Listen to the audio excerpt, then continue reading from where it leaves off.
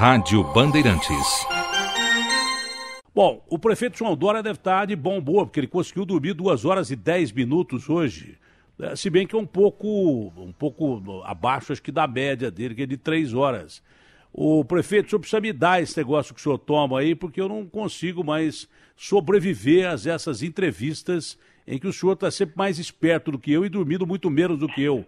Como vai o senhor, prefeito? Bom dia. Bom dia, Datena. Bom dia, ouvintes da Band.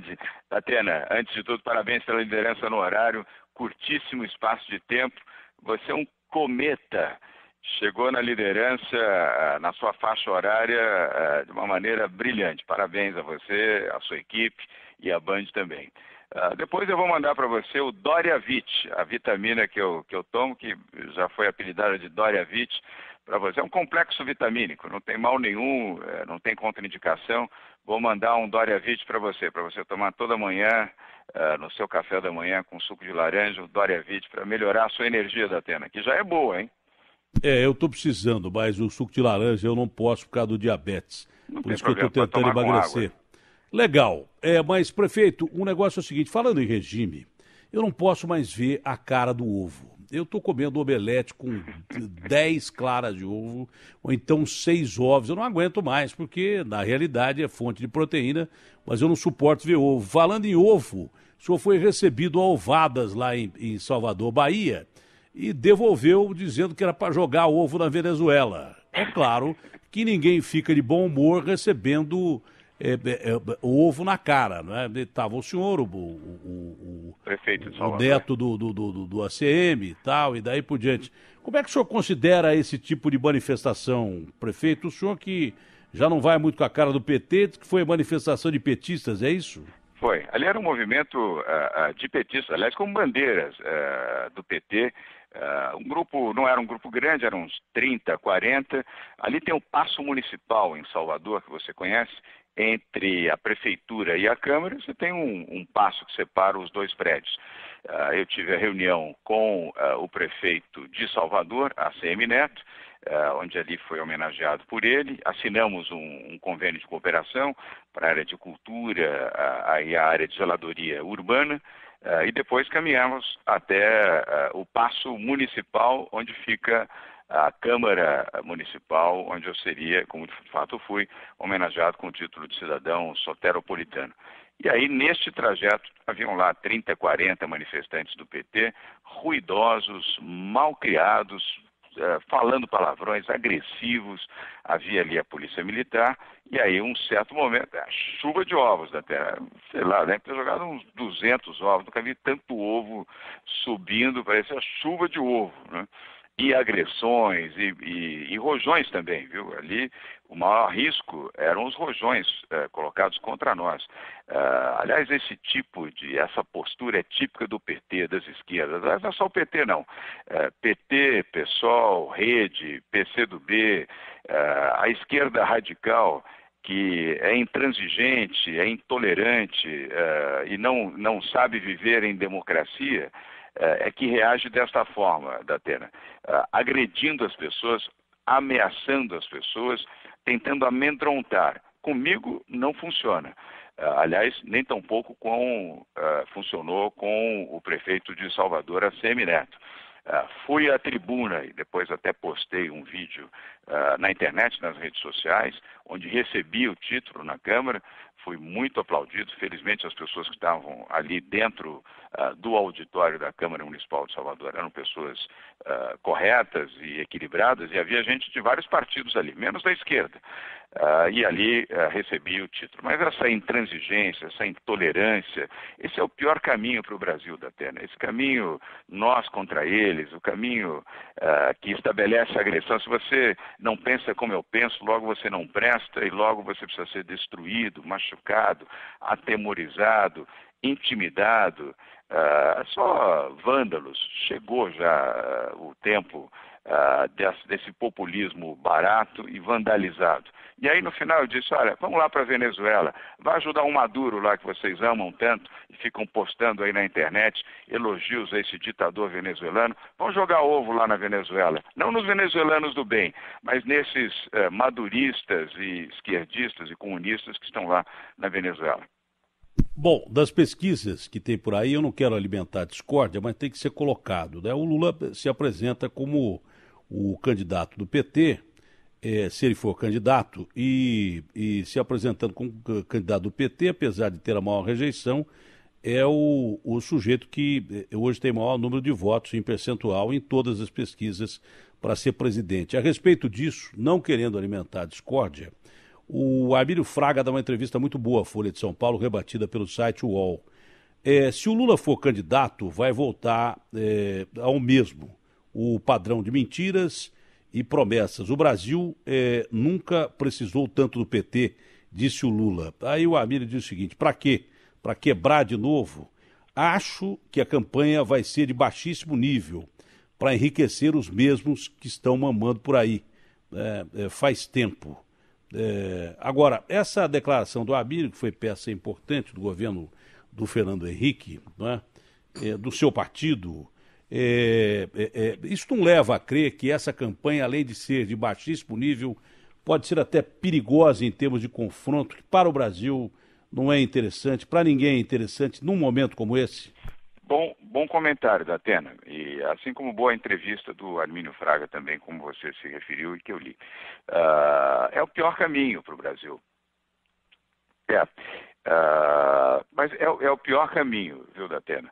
Mas, infelizmente, eu percebo que essa será a conduta das esquerdas, do PT, do PSOL, da Rede, do PCdoB, dos extremistas que acreditam que esse seja o caminho do processo que pode iniciar a campanha eleitoral de 18, que não é só presidencial, como você sabe. Nós temos eleição para os governos estaduais, assembleias legislativas, Câmara Federal e Senado Federal também. Vai ser uma luta dura, muito ruim, não será o caminho que, evidentemente, o PSDB, o DEM, outros partidos que têm uma consciência melhor e uma linha de equilíbrio respeitável vão adotar. Mas essa turma da esquerda que quer voltar com Lula, com populismo, com a sem-vergonhice, com o assalto, com a falta de respeito pelo dinheiro público, eles vão querer no muque, na marra e na intimidação. As campanhas têm sido de baixo nível já há algum tempo, não é de hoje. Mas até agora não se passou de agressões especificamente em debates, e daí por diante não teve muito progresso, à exceção de raríssimos acontecimentos. Daqui para frente parece que a coisa pode se tornar física, não só entre partidários e candidatos, entre candidatos mesmo. A minha preocupação é que a situação física se espalhe pelas ruas do Brasil e a gente tenha eleições conturbadas a ponto de provocar atos violentos pelo país inteiro já a partir do ano que vem. Esse é o meu medo. O senhor não tem medo físico, não só especificamente em relação ao senhor, aos seus pares, mas principalmente de uma quebradeira geral nesse país por causa da eleição? Era só o que faltava para acabar de desestabilizar o Brasil. Atena, a sua preocupação, ela faz sentido sim. Não é alarmismo, não. Você, primeiro, é um bom observador, sempre foi. E basta olhar a Venezuela.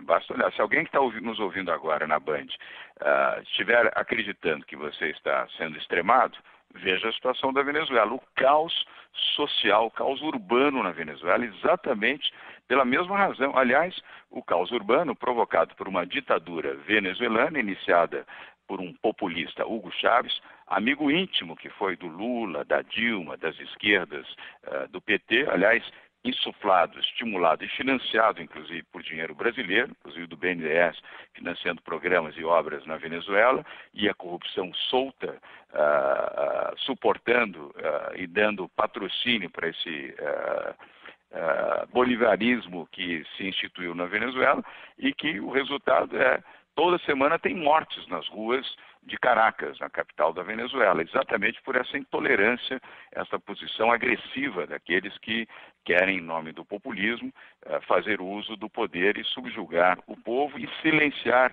as vozes de oposição. Aqui, infelizmente, há esse risco sim, porque o PT já não tem a força que teve.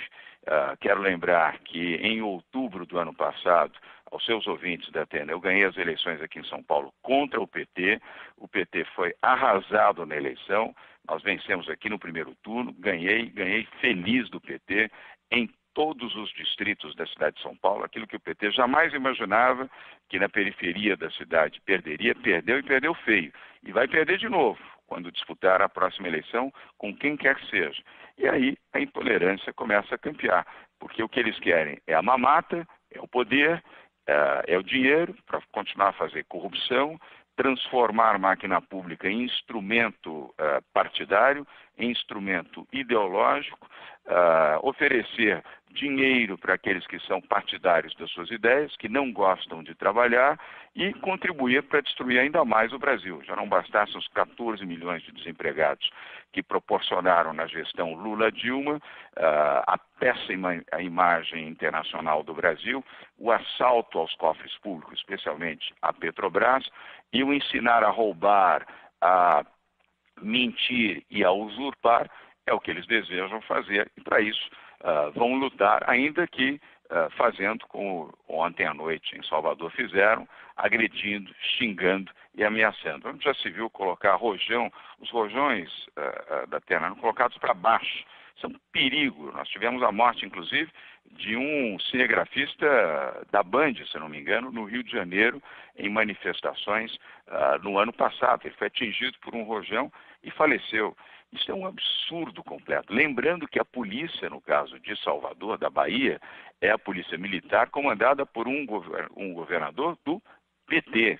O governador lá não agiu de forma correta ao garantir que a segurança deste ambiente ali no Paço Municipal fosse adequada. Eu não quero lançar acusações, mas me pareceu muito estranho que numa circunstância daquela, com 50 manifestantes, pudessem fazer um alvoroço como fizeram, sem que a Polícia Militar tivesse agido para colocá-los, não agredi-los, nem machucá-los, evidentemente que não, mas colocá-los à distância segura do Paço Municipal. Muito estranho. Como é que podem ter 50 manifestantes, sabendo que o prefeito de Salvador estava ali, que eu, como prefeito de São Paulo, estava também, vários outros parlamentares, haviam deputados federais, estaduais e vereadores, e o governador da Bahia, que comanda a Polícia Militar, o governador Rui Costa, do PT, manteve estes ativistas do PT a menos de 20 metros do percurso que seria percorrido entre a Prefeitura e a Câmara Municipal. No mínimo, estranho. Bom, há 15, 16 anos, quando eu dizia que o crime organizado ia tomar conta do país, das fronteiras brasileiras, disseram que eu era alarmista. Há 15, 16 anos atrás, quando eu desconfiava que políticos brasileiros, que são os legisladores, não tornavam o Código Penal mais pesado e sim mais brando, ao contrário do que ia crescendo a violência no país, disseram que eu era sensacionalista. Todos esses babacas que diziam isso foram obrigados a voltar atrás para verem que, na realidade, eu tinha razão na maioria das questões de segurança pública do país. Então, eu não sou alarmista, coisa nenhuma, porque quem joga ovo joga pedra, quem joga pedra joga arma e quem usa arma pode dar tiro. É isso que eu não quero ver nesse país de forma alguma, sob o pretexto de você arranhar totalmente já a nossa democracia doente e aí descambar realmente para um regime de exceção. Está na capa do UOL, que está transmitindo essa entrevista para o mundo inteiro, né, um dos maiores sites do país, é um site respeitado no mundo inteiro, está na capa do UOL, namoro de PMDB e Dória põe pressão em Alckmin. E tem a reportagem, né? Tem a reportagem aqui dizendo que o senhor trocou afagos com o presidente da República, Michel Temer, o que poderia significar não só um apoio do governo do Temer, um apoio de 5%, mas um apoio do governo federal, da máquina do governo, uma possível candidatura sua, e ao mesmo tempo que ele dá uma pegada no pé do Alckmin, que foi responsável por pelo menos 11 votos a favor da denúncia contra ele. Aliás, o governador não estava lá. Como é que o senhor analisa essa colocação do UOL, desse encontro que houve aqui do senhor com o presidente Temer? Datena, foi um encontro administrativo. Ontem nós assinamos às 10 horas da manhã, aqui na sede da Prefeitura de São Paulo, um acordo pondo fim a uma demanda, uma briga judicial entre a União, o Governo Federal e a Prefeitura de São Paulo de 60 anos. Desde 1958, processo da Prefeitura contra o governo federal, contra a União, da União contra a Prefeitura relativamente ao Campo de Marte, a retomada do Campo de Marte pela Prefeitura de São Paulo, de uma área que até então estava sob responsabilidade do Ministério da Aeronáutica e da Infraero, portanto, patrimônio da União. 8 prefeitos da Atena passaram por aqui antes da minha chegada e não conseguiram resolver este problema. Nós, em 3 meses, resolvemos. No entendimento, no diálogo, não na briga, nem na judicialização. Isso se viabilizou com o apoio do presidente Michel Temer, com o apoio do ministro da Defesa, Raul Jungmann, com o apoio das autoridades da Aeronáutica, e ontem nós assinamos o resgate de 406 mil metros quadrados desta área do Campo de Marte para a primeira etapa de composição do Parque do Campo de Marte e também ali a implantação do futuro Museu Aeroespacial, para onde irá todo aquele acervo que o comandante Rolim Amaro, que foi seu amigo, presidente da TAM, e o seu irmão, o comandante João Amaro, foram acumulando ao longo dos anos, além de doações que serão feitas da própria FAB, da Força Aérea Brasileira, para a composição deste museu, que aliás será gerido por uma instituição privada, será sustentável, não terá recursos públicos, nem na sua implantação e muito menos na sua manutenção. E depois vamos por uma segunda etapa que vai envolver o fechamento do Campo de Marte, é uma etapa ainda que vai avançar pelo menos mais um ano, até que possamos encerrar as operações aeroviárias, com exceção dos helicópteros Águia da Polícia Militar, nesta área do Campo de Marte. E uma terceira etapa, aí em 2019, que vai incorporar os hangares que ali estão. Aí há um entendimento com a Infraero, há um entendimento também com os proprietários que construíram esses hangares para um grande polo cultural.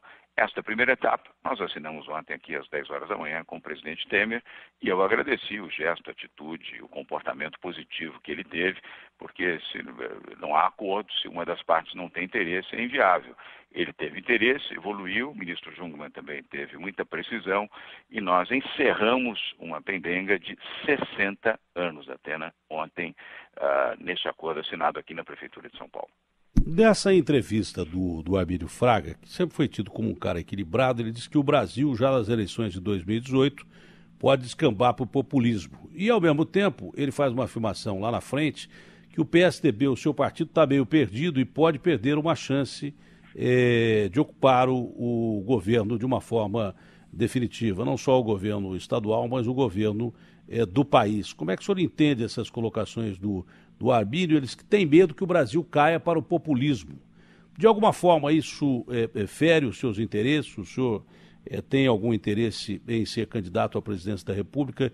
Isso vai ser sempre perguntado, mesmo porque a cada dia que passa o seu nome não só é colocado nas pesquisas, mas na verdade parece levá-lo a esse caminho.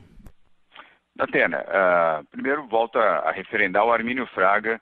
Foi um brilhante ex-presidente do Banco Central, um economista respeitável, ele é respeitado no Brasil e fora do Brasil também. Os mercados respeitam a opinião de alguém qualificado como é o Armínio Fraga. Uma boa entrevista, aliás, recomendo que as pessoas acessem o UOL e vejam na página principal do UOL a entrevista do Armínio Fraga, ex-presidente do Banco Central, na gestão do presidente Fernando Henrique Cardoso. Ele tem razão, o risco existe. Está aí o nosso Luiz Inácio Mentiroso da Silva dizendo que para salvar o Brasil, só com o retorno dele, para resgatar o Brasil, só com a volta de Luiz Inácio Mentiroso da Silva, ou outras figuras mais extremadas do PSOL, da Rede, que também se apresentam com esse mesmo discurso populista para salvar o Brasil. Ora, salvar o Brasil do quê? O desastre que nós vivemos hoje é fruto exatamente desse populismo barato, irresponsável e assaltante que durante 13 anos dominou o Brasil. Não é possível imaginar que isso possa voltar, ainda mais com a pretensão de salvar o Brasil. Então, a preocupação exalada pelo economista Armínio Fraga, ela é fato, ela é real. E como é que você combate isso? Com democracia, é pelo voto.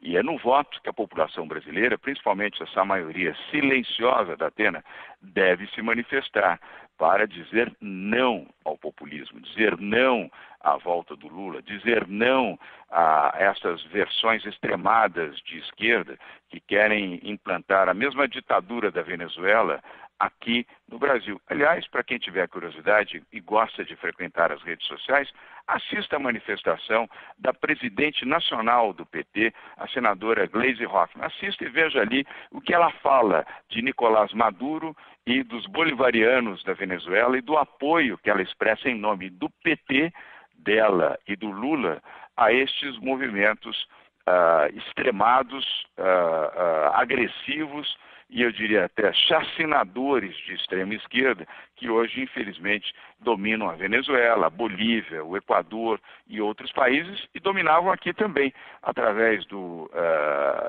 MST, de movimentos. Aliás, o Stedley também gravou uma mensagem, você deve ter assistido, alguns ouvintes da Band que estão nos acompanhando também, em espanhol, dizendo viva Maduro, viva os bolivarianos, viva o movimento que tem o apoio do PT, que vamos voltar a dominar o Brasil. É uma tristeza. Portanto, essa manifestação, repito, do Armínio Fraga, como ponto de preocupação, ela faz sentido. Mas ela deve ser respondida, repito, no voto nas eleições de outubro do próximo ano, Datena. Uma pesquisa divulgada ontem pela XP Investimentos mostra que o mercado vê o senhor como favorito para as eleições de 2018. 42% dos entrevistados acham que o senhor vence e que o governador Geraldo Alckmin fique em segundo. O mercado dita as regras do jogo, é importante. Se for preciso, do jeito que o senhor está falando, para parar o Lula e o PT, o senhor é candidato a presidente? Atena, você já me perguntou isso, eu volto a responder. Nesse momento, eu sou candidato a ser prefeito, fazer aquilo para o qual eu fui eleito. Eu fui eleito para gerenciar, administrar a cidade de São Paulo, e é o que eu estou fazendo. Mas eu não vou me furtar a defender o Brasil, a democracia e os valores que eu acredito, que não são os valores nem da extrema esquerda, nem da extrema direita, são do equilíbrio, são da prosperidade. O Brasil precisa gerar empregos, gerar oportunidades, voltar a crescer. A prosperidade econômica que traz paz social, Datena. Não há hipótese de confronto social ou de posturas esquerdizantes que condenam o capital, que condenam o capitalismo e o direito de você, pelo trabalho, vencer, enriquecer e ter sucesso, que isso seja objeto de condenação. E muito menos a prática que o PT instituiu no Brasil, que é bom roubar e roubar para defender política partidária, defender ideologia, é perdoável. Só na cabeça do Lula, da Dilma, de Gleisi Hoffmann e dessa turma da esquerda que isso possa ser razoável. Na minha visão, de qualquer juiz, de qualquer pessoa decente, isto é crime. Eu já perguntei várias vezes, mas pela primeira vez o senhor admite que pode ser candidato para parar uma frente que o senhor considera nefasta ao país. Está implícito da sua resposta a isso, não há como negar. Datena, você, além de competente e inteligente, é muito habilidoso. Eu não estou dizendo isso. Estou dizendo apenas que a minha voz não vai se calar. Para isso eu não preciso ser candidato, Datena, como a sua voz. Você não é candidato e você se posiciona claramente a favor da democracia, na defesa dos direitos, e eu nunca vi você defendendo extremismos, especialmente esses que o PT propaga e exala aqui no país. Você é uma pessoa conscienciosa, cuidadosa e muito brasileira. E para isso você não precisa ser... Depois do que vivi, jamais defenderei. Depois do que vivi, jamais defenderei. Para ter certeza disso. Você viveu essa experiência mais de perto. E você, aliás, outro dia reproduziu até com muita sinceridade esse seu sentimento e a sua revisão, inclusive, de posições, né? O Gandhi já dizia que o homem vai mudando da própria vida. Você não precisa esperar uma outra vida para mudar, você muda aqui mesmo. Isso mesmo. O Gandhi, por exemplo, comia carne, cometia uma série de barbaridades e morreu como um homem santo. Morrer como um homem santo não é o meu objetivo, mas melhorar durante a vida, isso eu tenho chance e pretendo melhorar. Prefeito, tem perguntas aqui de todo lado do povo de São Paulo. Pois não, Ana Nery? Oi, Datena, bom dia, prefeito. Tem muito ouvinte aqui perguntando, vamos começar principalmente em relação à política. Nosso ouvinte perguntando para o prefeito a respeito do Distritão. Vamos ouvir.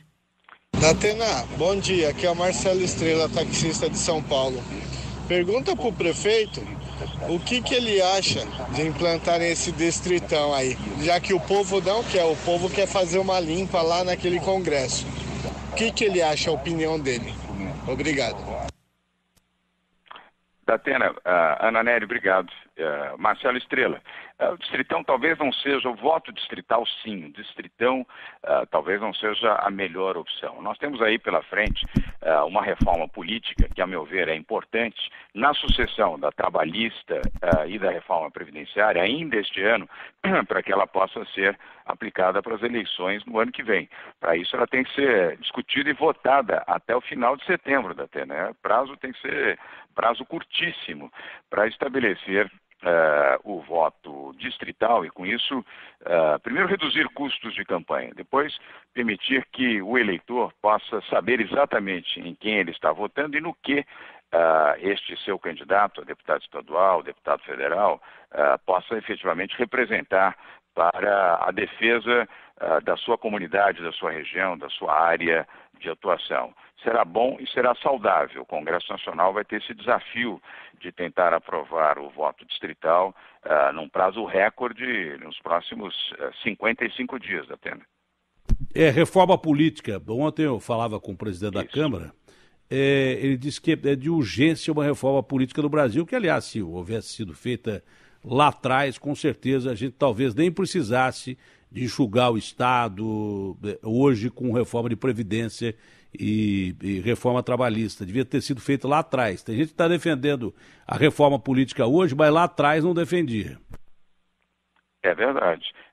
E é importante essa reforma política, na verdade, seria uma mini-reforma, né? Porque ela estaria muito focada para melhorar a qualidade das eleições no ano que vem, e depois você pode ter uma reforma mais ampla política, aí vai exigir um debate que não será um debate de 45 essa tem dias. Prazo, essa mini-reforma tem prazo e expira agora. O que tem que ser feito agora é uma reforma eleitoral, mais do que política, ela é uma reforma eleitoral, e ela tem que ser feita, ela é boa. Tudo que se puder fazer para melhorar a transparência das eleições e reduzir o custo do processo eleitoral é bom para o país, viu, Datena? E tem uma chance aí que eu já estou sabendo de quem, eu vou avisar já o pessoal todo aí, de quem trabalha em imprensa, o espaço acho que vai ser aumentado para 6 meses. Ao invés de 3, o cara vai ter que parar de trabalhar na televisão, no rádio, com mais tempo, em jornal 6 meses antes. Acho que é isso. O que eu acho perfeitamente justo, porque o cara não pode ter uma tribuna que o outro não tem. Então eu acho perfeitamente justo. Eu concordo. Ana Nery, mais umas 2 perguntas aí para o prefeito, vamos liberar o João Dória que não dormiu. Rapidamente, uma do professor de Educação Física Zé Mauro do Ipiranga. Ele pergunta se o senhor pretende rever a lei da gestão anterior que livra as academias de São Paulo de realizarem exames médicos na admissão dos alunos. Ele acha muito preocupante se houver, por exemplo, um sinistro, alguma morte em uma academia. Ana Nery, Zé Mauro, é preciso ter um pouco de cuidado com isso, porque você não pode também criar um cartório, quer dizer, aí cria o outro cartório da obrigatoriedade de ter exame, aí precisa pagar médico, tem custo, a população fica onerada, é preciso ter um pouco de cuidado com isso. Eu acho que as pessoas que vão fazer academia, na América, por exemplo, Estados Unidos, vamos usar um exemplo aqui concreto, lá não precisa, você não precisa ter exame médico para fazer um programa em academia, cada um sabe cuidar da sua própria saúde. A academia não é responsável. Aliás, quando você se inscreve, lá você assina um documento que você assume todos os riscos per si diante dos exercícios que você vai praticar nesta academia. Criar mais um cartório, Zé Mauro, não creio que seja o melhor caminho. Não sei se você é médico, ou se você é fisicultor, ou se você é fisioterapeuta, mas enfim, não creio que seja a melhor alternativa. Cada um deve ter também consciência e cuidado se tem algum problema de saúde, vai ao seu médico, ou na rede pública ou na rede privada, faz o seu exame e indaga ao médico. Posso fazer tais e quais exercícios e nesta ou naquela frequência? E aí vai para a sua academia.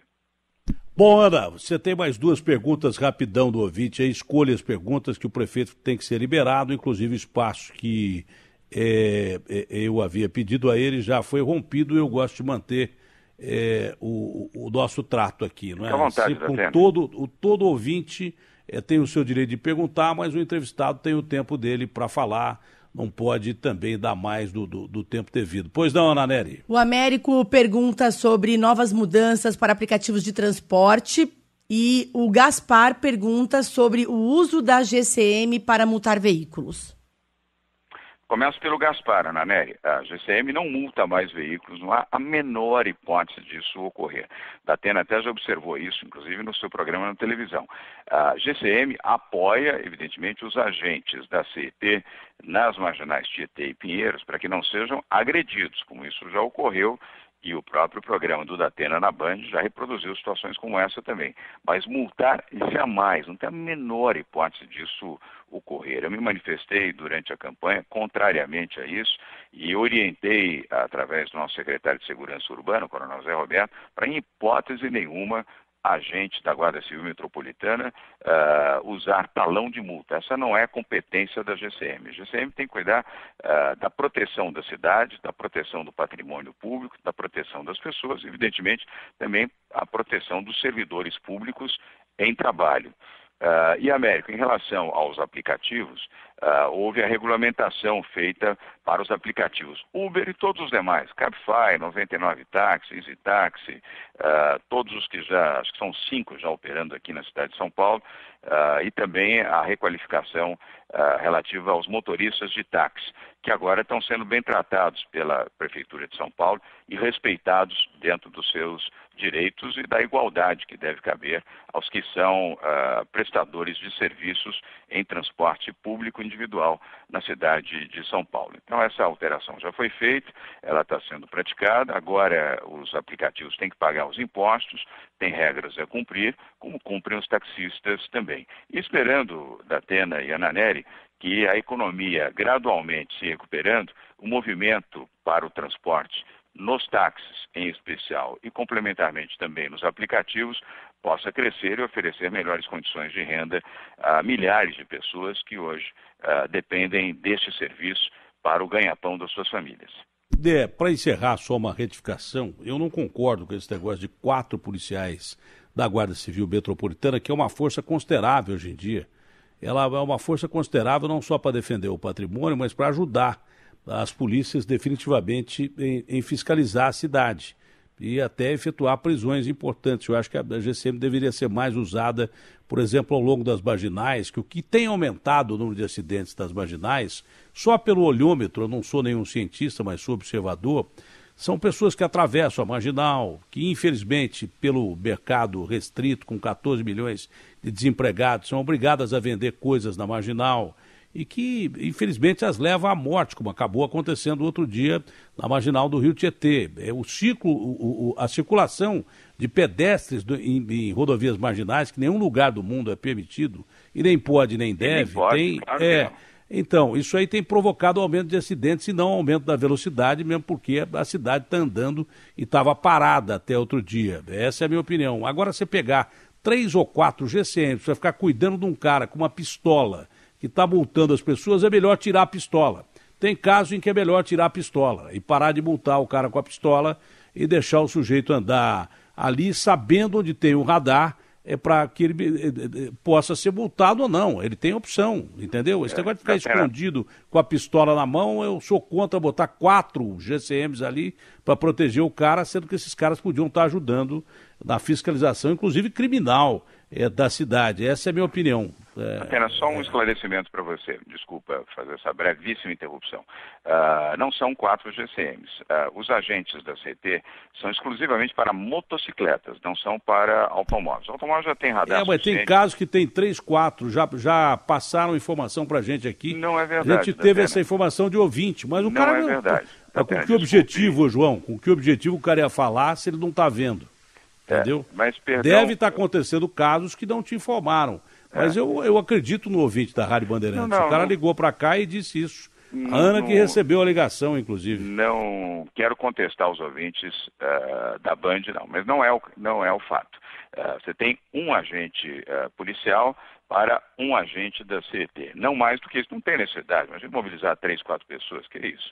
Isso não existe, Datena. Eu posso afirmar, não quero contestar quem passou a informação para a Band, mas isso não existe. E, repito, os agentes do CET com pistola são exclusivamente para motocicletas, porque os motociclistas que, infelizmente, arriscam as suas próprias vidas e de outras pessoas nas marginais, Datena, tampam a placa da motocicleta com a mão quando vêm os radares e passam em alta velocidade. Então, os agentes da CET ficam em locais que vão sendo trocados para exatamente permitir, nesse momento, a autuação. E, como você mesmo já deu notícias no passado, muitos foram agredidos, aliás, covardemente. O motociclista volta e vai agredir o agente por conta de estar fazendo ali a sua obrigação. Não são todos os motociclistas que fazem isso, são alguns, a maioria são pessoas corretas, mas é preciso esclarecer. E não há 3, 4 agentes.